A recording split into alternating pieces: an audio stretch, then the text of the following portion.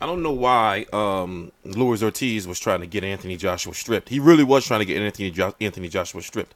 Um, the WBA released a statement about 3 or so weeks ago, talking about how they were going to be in contact with the WBA. I mean, excuse me, the IBF, to make sure basically that Anthony Joshua keeps his titles. Now, it's not in the best interest of the WBA to strip Anthony Joshua. Not only is he a cash cow, but he's like a model citizen, so Luis Ortiz has been, like, I knew his team was bluffing. So I was wondering, like, well, wait a minute, like, does he not want to fight Deontay Wilder because he knows that Anthony Joshua is going to be more money? But if he fights Deontay Wilder and wins, that eliminates, like, for both fighters, it makes sense. It makes sense for Deontay Wilder because fans want to see Deontay Wilder fight somebody. And if he fights Luis Ortiz, and if he beats Luis Ortiz, he's going to be beating the heavyweight that majority feel that Luis Ortiz is the best heavyweight of this current era. And Anthony Joshua is right there. So a lot of people really feel that Luis Ortiz can beat Anthony Joshua, even though Anthony Joshua is considered among many and casuals to be the best heavyweight in the world. Deontay Wilder is the WBC champion who hasn't been fighting good quality competition. And basically, if he was to fight and knock out Luis Ortiz, that's going to shoot him into the stratosphere. So the heavyweight division right now is very, very complex. I did a video on this in the past, and I'm going to try to basically sum it up.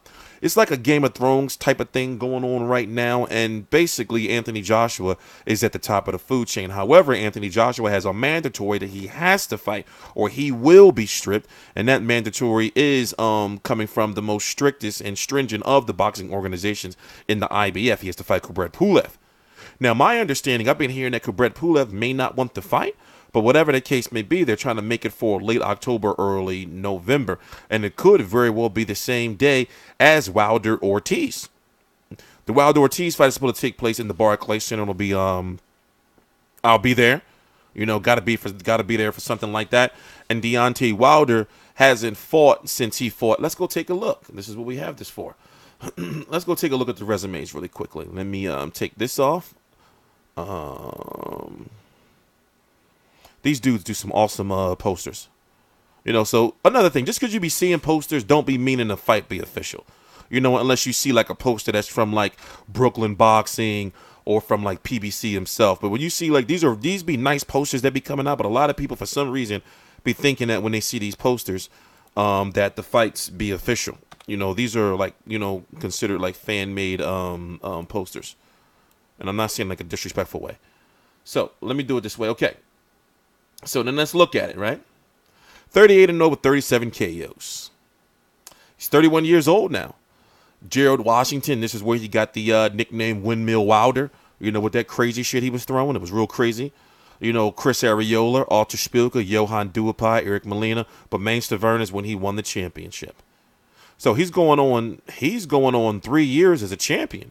And if you look at it, who do you count here as being a quality fight? This guy's basically retired. This guy, well, he was put to sleep by Anthony Joshua. Johan Duhaupas had what was that, Robert Helenius, or was that Tomas Adamak he beat? I forgot. And then Chris Arreola hasn't pretty much been seen since, and his career was already, and then you got Gerald Washington, who was undefeated at the time, but nowhere near on the skill level as a Deontay Wilder, and some say that fight was stopped a little early. Now, when you look at Luis Ortiz, that's not saying that Luis Ortiz is, resume is better, but he's been in a situation where a lot of fighters, like when he's mentioned, he's not, he doesn't, like they're standoffish. So if you look at Latif Kiyoti is actually a cruiserweight in my opinion. You got Brian Bye Jennings, who actually stepped up, took the fight. Tony Thompson, Malik Scott. Malik Scott still got my heart hurting the way he fought that fight. And then David Allen. He was supposed to fight Derek Rossi on the undercard of Berto versus Porter. What was that? Back in April, right? Back in April. And also he is recently signed with Al Heyman. But if you look at it, he hasn't fought this time. He hasn't fought, any time in 2017. So you have to wonder what promises or what, obligations does Al Heyman have to him now? That did he say, okay, you sign with me, I'm going to get you a title shot, and this is Deontay Wilder being delivered up to Luis Ortiz, or is Luis Ortiz being delivered up to Deontay Wilder?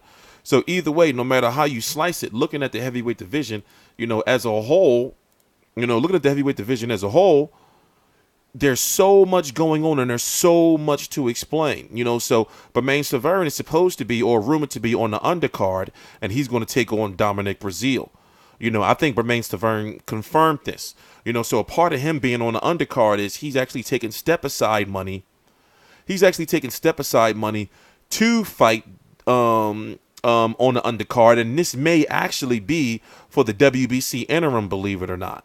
So Deontay Wilder, Luis Ortiz, Stiverne versus Dominic Breazeale. And don't be surprised if they try to throw Big Baby Miller on that card as well, making some big heavyweight, like showdown and shit.